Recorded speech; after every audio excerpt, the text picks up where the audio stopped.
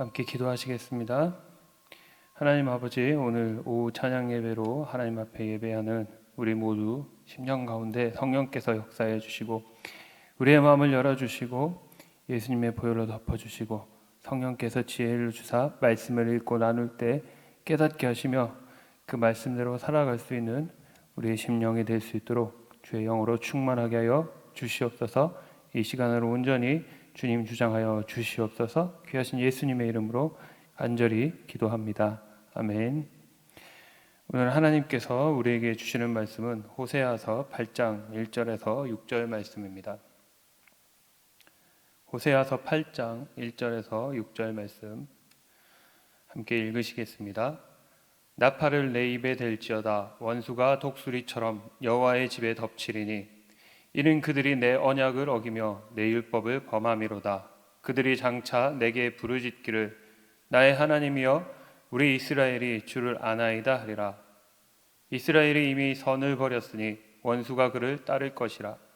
그들이 왕들을 세웠으나 내게서 난 것이 아니며 그들이 지도자들을 세웠으나 내가 모르는 바이며 그들이 또 그 은금으로 자기를 위하여 우상을 만들었나니 결국은 파괴되고 말리라. 사마리아여 내 송아지는 버려졌느니라. 내 진노가 무리를 향하여 타오르나니 그들이 어느 때에야 무죄하겠느냐. 이것은 이스라엘에서 나고 장인이 만든 것이라. 참신이 아니니 사마리아의 송아지가 산산조각이 나리라. 아멘. 오늘 말씀은 호세아서 8장 1절부터 6절까지 읽었지만 말씀 전체를 내용은 말씀 전체를 나누도록 하겠습니다. 오늘 말씀을 보시면 원수가 여호와의 집을 독수리같이 덮칠 것이라고 말씀하고 있습니다. 여기 여호와의 집은 예루살렘 성전을 말하고 있는 것이 아니라 이스라엘 민족과 이스라엘 땅을 말씀하고 있는 것입니다. 왜냐하면 성전은 예루살렘에 있기 때문에 지금은 북이스라엘에 대한 하나님의 말씀이기 때문에 이것이 이스라엘을 나타내는 말이라는 것이죠. 그러면 왜 하나님의 백성이 여호와의 집이 원수에게 공격을 받는가? 오늘 1절에 보니까 나팔을 내 입에 댈지어다 원수가 독수리처럼 여호와의 집에 덮치리니 이렇게 말하고 있는데 나팔을 내 입에 대라는 것은 파수꾼에게 하는 말이죠. 적이 원수가 쳐들어오고 있으니 그것을 알리기 위해 나팔을 불라는 것입니다. 여기서 원수는 누구일까요? 이 원수는 사탄을 말하는 것이기도 하고 이스라엘의 적국을 의미하기도 하는 것입니다. 하나님께서는 왜 이 원수가 여호와의 집을 사탄이 그리고 이스라엘의 적국이 여호와의 집을 덮치도록 내버려 두시는가? 오늘 1절을 보시면 후반부에 이는 그들이 내 언약을 어기며 내 율법을 범함이로다. 2절 3절 이어서 보시면 그들이 장차 내게 부르짖기를 나의 하나님이여 우리 이스라엘이 주를 아나이다 하리라. 이스라엘이 이미 선을 버렸으니 원수가 그를 따를 것이라 라고 하고 있습니다. 즉 원수가 여호와의 집을 덮치는 이유는 그들이 하나님의 말씀을 어겼기 때문이고 선한 것을 버렸기 때문이라고 말씀하고 있는 것입니다. 다윗의 아들 압살롬이 반역을 일으킨 사건이 있었습니다. 그 사건을 한번 생각해 보십시오. 그 일은 그냥 일어난 것이 아닙니다. 다윗이 자기 부하 장수 우리아의 아내 밧세바를 범하는 죄를 지었기 때문에 나단 선지자가 그 일로 다윗을 찾아와서 당신이 왕께서 여호와의 원수에게 크게 비방할 거리를 주었다라고 말했습니다. 그 원수는 사탄을 말하는 것이죠. 원수인 사탄은 다윗의 아들 압살롬을 일으켜서 아버지를 반역하게 하고 아버지를 왕궁에서 쫓아내게 만듭니다.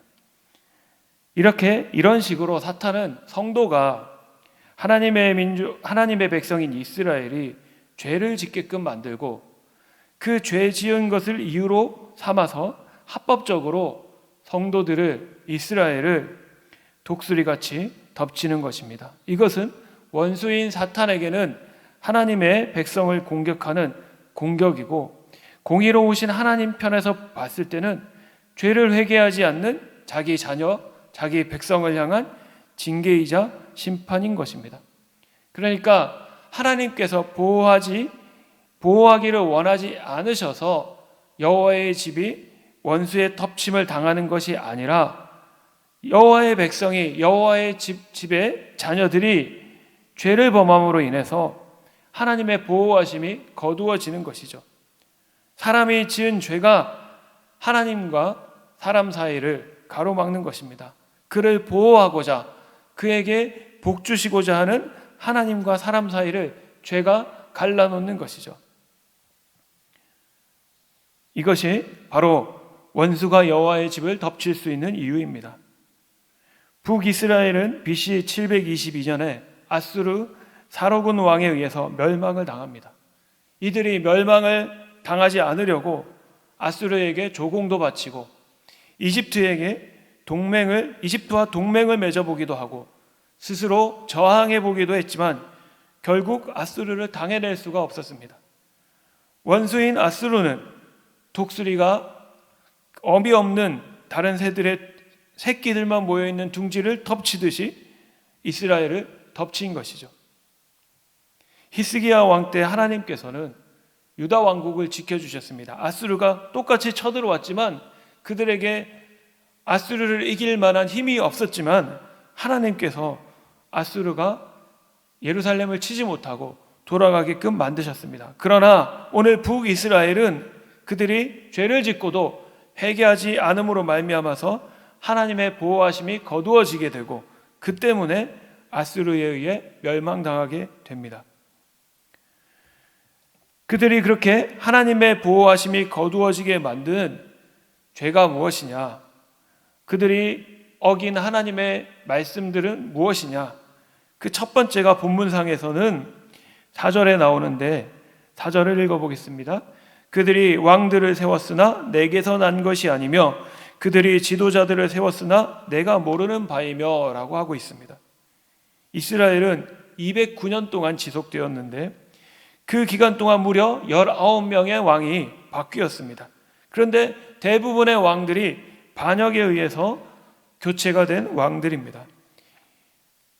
이스라엘이건 유다 왕국이건 하나님께서 기름 부으신 자가 왕이 되어야 됩니다. 그럼에도 불구하고 이스라엘에서는 그렇지 못하고 자기들 마음대로 왕을 죽이고 왕을 교체하는 일이 벌어졌습니다. 최초의 북이스라엘의 왕이 되었던 여로보암은 하나님께서 그를 왕으로 세우셨습니다. 그러나 나머지 대부분의 왕들은 자기들 뜻대로 죽이고 세우고 바꿨습니다. 하나님이 원하시는 자가 아니라 자기들 마음에 드는 사람을 왕으로 세운 것이죠. 그 왕으로 세우는 절차에 있어서 하나님께 묻거나 하나님의 허락을 구하거나 이런 것이 하나도 없었다라는 것입니다. 오늘날 우리 대한민국과 교회는 어떤가요? 정치인을, 지도자를 세우고 또 직분자를 세우는 일에 하나님 앞에 얼마나 기도하는지, 우리가 하나님께 얼마나 여쭙고 그 일에 인도하심을 구하는지 우리는 돌아보아야 할 것이고, 또 하나 그런 일이 아닐지라도 우리가 하는 일들, 우리 삶 속에 있는 개인적인 일 속에서도 얼마나 하나님의 주권을 인정하고 있는지 우리 스스로 점검해 봐야겠습니다.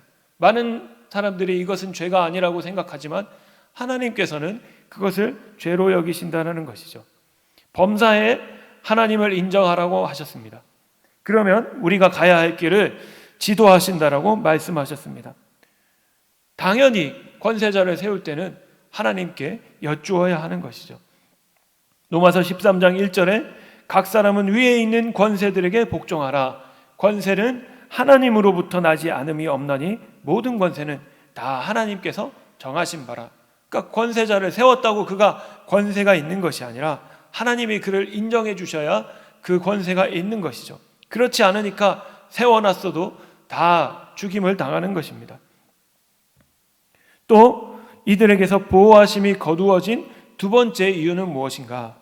오늘 4절에 또 보시면 그들이 또 그 은 금으로 자기를 위하여 우상을 만들었나니 결국은 파괴되고 말리라 말씀하고 있는데, 두 번째 이유는 은과 금으로 자기 자신을 위하여 우상을 만드는 죄였습니다. 우상은 사람이 자기를 위하여 만드는 것이죠. 여러분, 우리가 진정으로 우리 자신을 위한다면 우상을 만드는 것이 아니라 하나님을 경외하고 하나님을 섬겨야 합니다. 그러나 사람은 바른 길을 가르치시고 진리의 길을 가르치시고 의의 길을 가르치시는 하나님보다 그런 것을 가르치지 않고 책망하지 않아도 내 욕심을 이루어줄, 내 소원을 들어줄 우상을 원한다는 것이죠. 이스라엘의 대표적인 우상은 금송아지였습니다. 우리에게 금송아지는 아닐지라도 저와 여러분 안에는 다른 우상이 있는지도 모릅니다. 그것이 사람일 수도 있고 돈일 수도 있고 세상의 쾌락일 수도 있습니다. 내가 하나님보다 많이 의지하는 것, 내 마음에 하나님보다 많이 생각하는 것, 그것이 바로 우상인 것이죠. 이스라엘은 하나님 대신 금과 은으로 자기를 위한 우상인 송아지를 만들었습니다. 금송아지를 섬기는 우상 숭배 문화는 지금도 세계 곳곳에 퍼져 있습니다. 당시에도 이집트와 가나안 지역 여러 곳에 퍼져 있었던 우상 숭배 문화입니다. 따라서 이스라엘 백성이 금송아지를 만들고 섬기는 것은 당시 만연했던 이방 민족의 우상 숭배 문화를 본받고 흉내내고 따르는 행위였습니다. 로마서 12장 2절 말씀을 아시죠? 너희는 이 세대를 본받지 말고 오직 마음을 새롭게 함으로 변화를 받아 하나님의 선하시고 기뻐하시고 온전하신 뜻이 무엇인지 분별하라. 여러분, 오늘날 세상 사람들이 자기 마음을 위로하고 자기를 즐겁게 하고 자기를 도와줄 만한, 자기 마음이 의지할 만한 얼마나 많은 것들을 하고 있습니까? 그것이 어쩌면 우상일 수 있습니다. 그것을 본받지 말고 너희는 하나님께 위로받고 너희는 하나님을 의지하고 너희는 하나님을 사랑하라는 것이죠. 우상에게 위로받고 우상에게 의지하고 우상에게 도움받는 것이 아니라, 그러나 이스라엘은 그 당시에 유행이었던 송아지 우상 숭배를 흉내내고 따랐다는 것입니다. 출애굽할 때에 아론도, 모세의 형인 아론도 이스라엘 백성의 요구에 따라 금송아지를 만들었고, 북이스라엘의 처음 왕이었던 여로보암도 자기 백성들이 예루살렘으로 넘어갈까 봐 금송아지를 만들어 놓고 그것이 하나님이라고 했습니다. 오늘 우리에게는 우상이 없을까요? 하나님께 마음을 두지 못해서, 하나님의 말씀을 의지하지 못해서 세상의 문화와 사상과 유행을 더 쫓아가고 그것을 더 마음에 두고 생각하고 있지는 않은지 우리는 돌아보아야 됩니다. 우상과 우상을 섬기는 사람의 최후는 어떻게 될까요? 오늘 5절 6절을 보시면 하나님께서 말씀하십니다. 사마리아여, 내 송아지는 버려졌느니라. 내 진노가 무리를 향하여 타오르나니 그들이 어느 때에야 무죄하겠느냐. 이것은 이스라엘에서 나고 장인이 만든 것이라. 참 신이 아니니 사마리아 송아지가 산산조각이 나리라.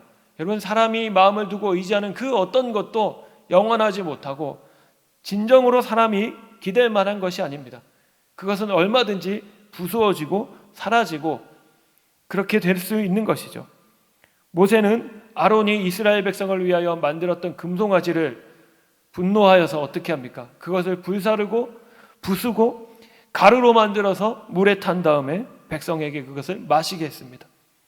하나님이 우상을, 북이스라엘의 금송아지를 또 그렇게 하시겠다는 것입니다. 우상은 헛된 것입니다. 하나님 외에 우리가 의지하는 그 모든 것은 헛된 것이라는 것이죠. 세 번째, 보호하심이 거두어지고 원수가 덮치는 이유가 된 이들의 죄는 하나님보다 이방 민족을 더 의지했기 때문입니다.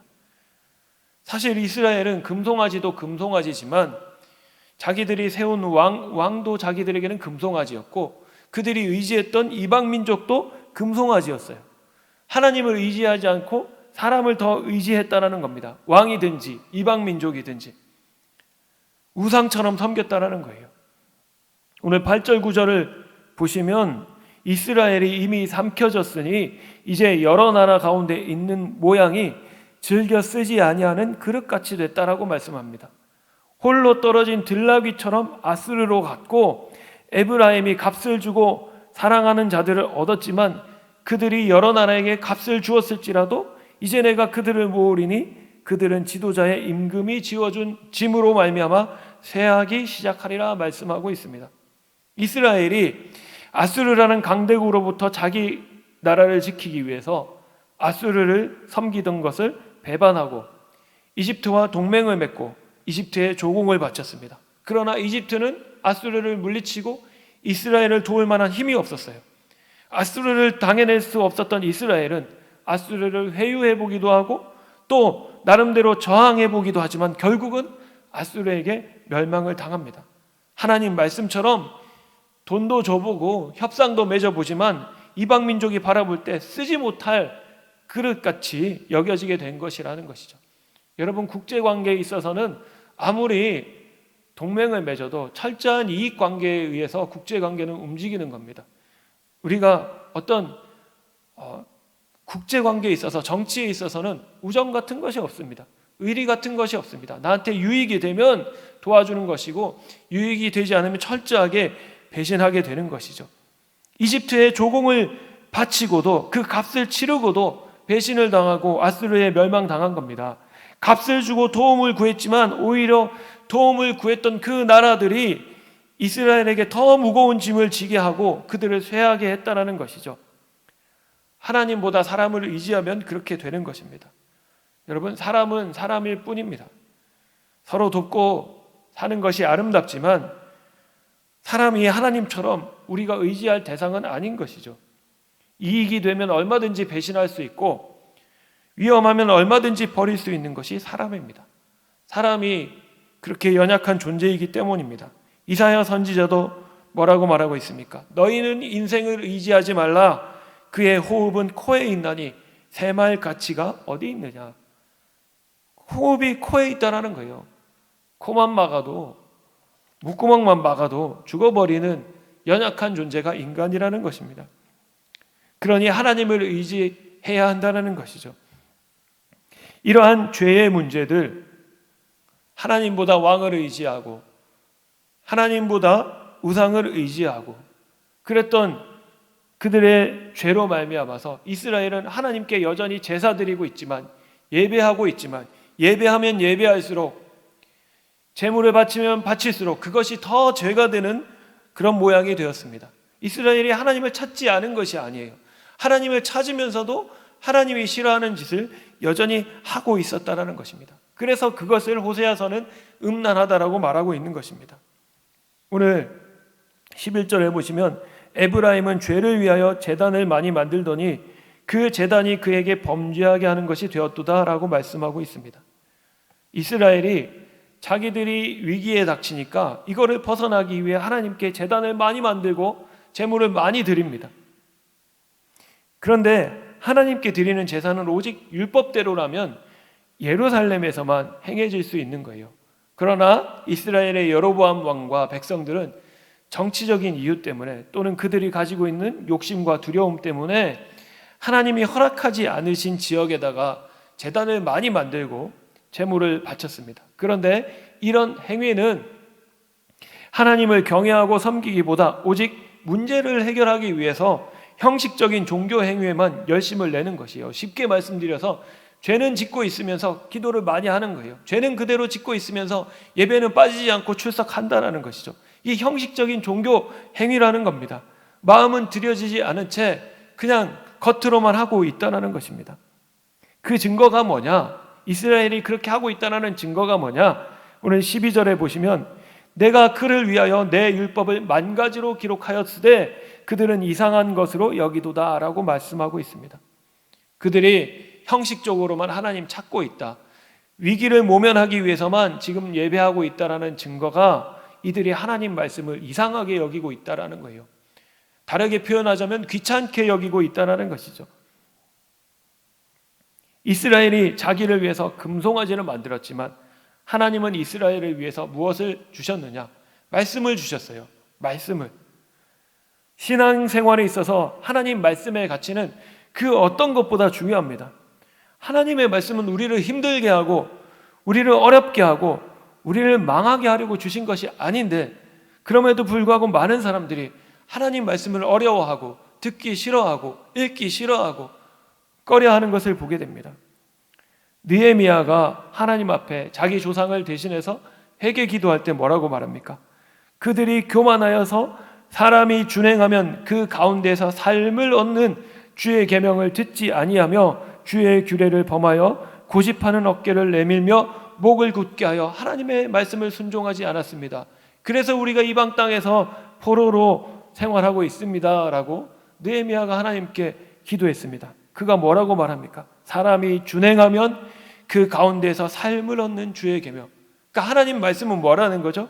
우리가 순종하면 그 순종을 통해서 우리에게 삶을 얻게 하는 것이 바로 하나님의 말씀이라는 것입니다. 우리에게 생명을 주고 우리에게 하나님의 보호하심을 얻게 하고 하나님의 지혜를 얻게 하고 하나님의 주시는 복을 누리게 하는 것이 바로 하나님의 말씀이라는 거죠. 다윗이 그렇게 노래했지 않습니까? 시편 119편에서 내가 사랑하는 주의 계명들을 스스로 즐거워하며 또 내가 사랑하는 주의 계명들을 향하여 내 손을 들고 내 주의 율례들을 작은 소리로 읊조리리이다. 주의 종들에게 하신 말씀을 기억하소서. 주께서 내게 소망을 가지게 하셨나이다. 이 말씀은 나의 고난 중에 위로라. 주의 말씀이 나를 살리셨기 때문이다. 오늘날 이런 고백이 저와 여러분에게 있기를 원합니다. 우리 아이들에게도 있기를 원합니다. 우리 아이들이 세상 가요보다 하나님 말씀과 하나님을 높이는 찬양을 그들의 입술에서 더 많이 하기를 원합니다. 이들은 자기들을 위해서 주시는 하나님의 말씀을 우습게 여기면서도 자기 문제를 위해서 제단을 쌓고 제사를 드렸다라는 거예요. 우리는 어떠한가요? 우리는 하나님 말씀을 어떻게 여기고 있나요? 잠언 15장 5절에 아비의 훈계를 업신여기는 자는 미련한 자요 경계를 받는 자는 슬기를 얻는 자니라 그랬습니다. 우리 아버지가 누구십니까? 하나님이시죠. 하나님의 훈계, 하나님의 말씀을 받는 자는 슬기를 얻을 것이라고 했습니다. 우리의 예배가 헛되지 아니하려면, 우리가 하나님의 보호하심 가운데 있으려면 하나님 말씀을 간절히 사모해야 한다는 것이죠.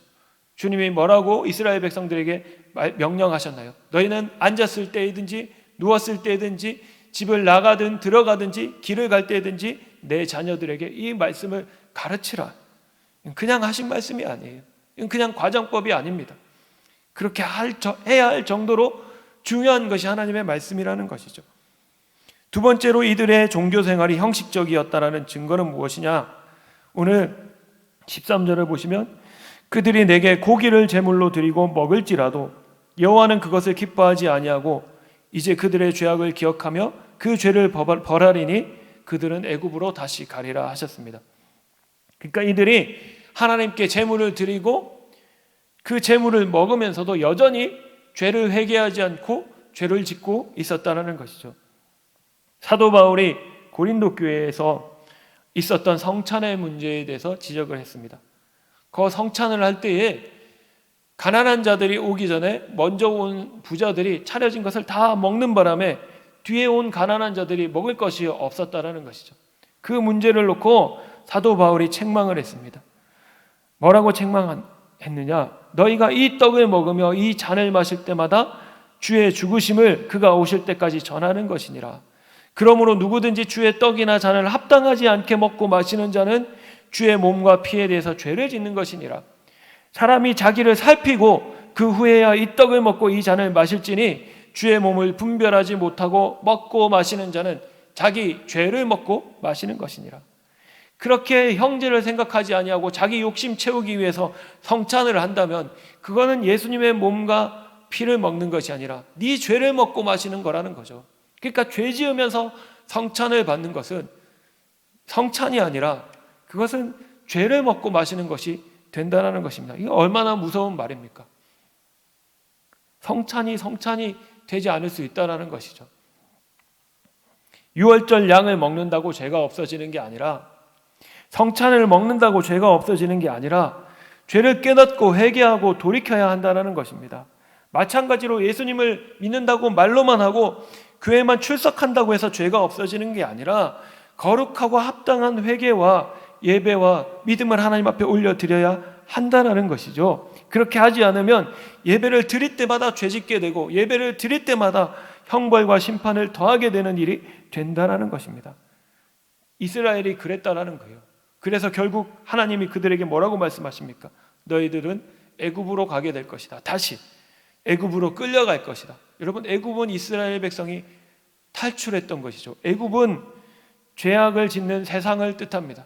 그러니까 우리가 죄를 회개하지 않고 하나님께로 돌이키지 않으면 다시 죄악된 세상으로 가서 거기서 심판받게 된다는 말씀입니다. 이스라엘이 예배를 드릴수록 죄를 더 짓게 되는 근본적인 이유가 있는데 그건 뭐냐면 잘못된 자기 사랑입니다.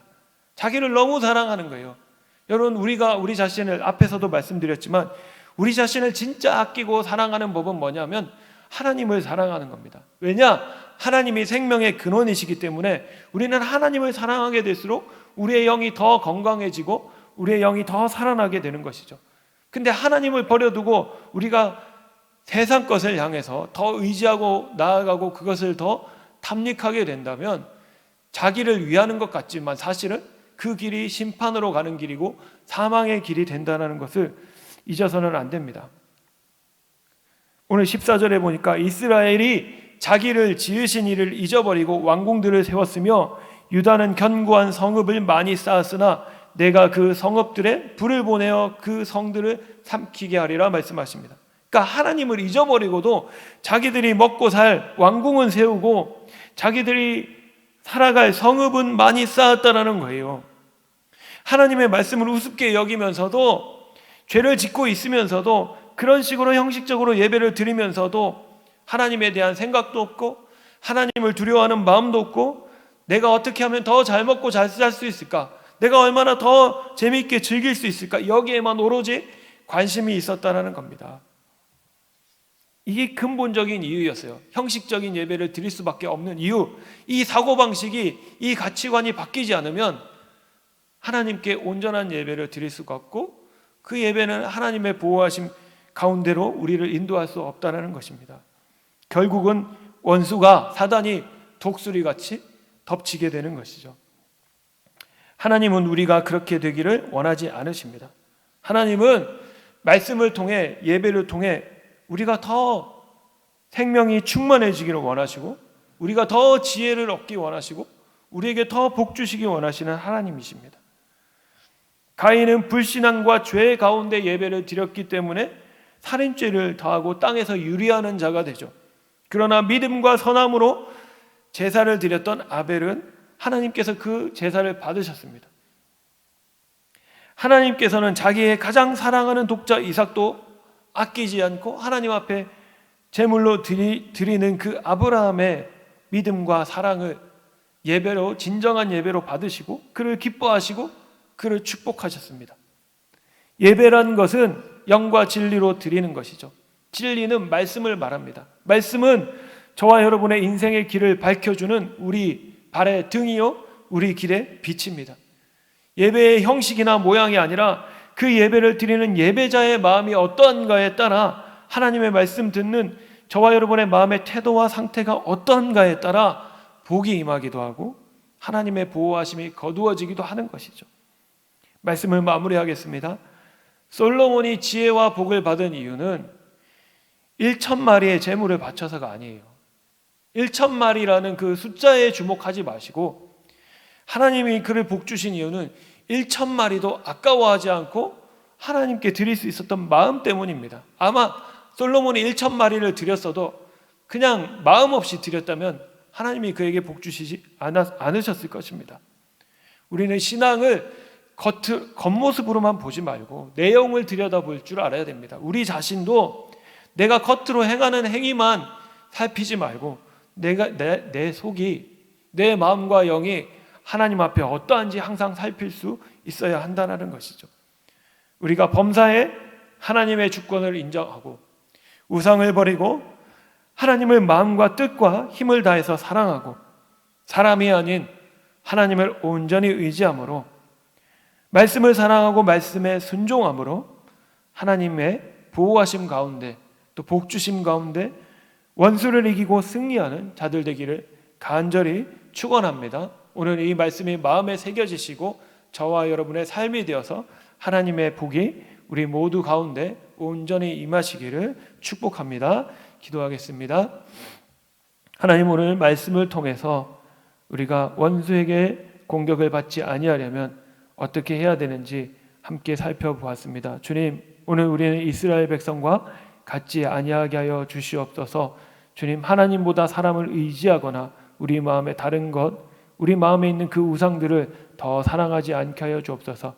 우리가 진정 우리 자신을 사랑한다면 우리 자신보다 하나님을 더 사랑하는 그런 마음, 지혜를 부어 주시옵소서. 그것이 정말로 우리 자신을 위하는 길이며 그것이 정말로 하나님의 보호하심과 복주심 가운데 걸어가는 길이라는 것을 확실히 믿고 그 길을 걸어가는 우리 모두 되게 하여 주시옵소서. 감사와 찬양드리며 귀하신 우리 구주 예수님의 이름으로 기도합니다. 아멘.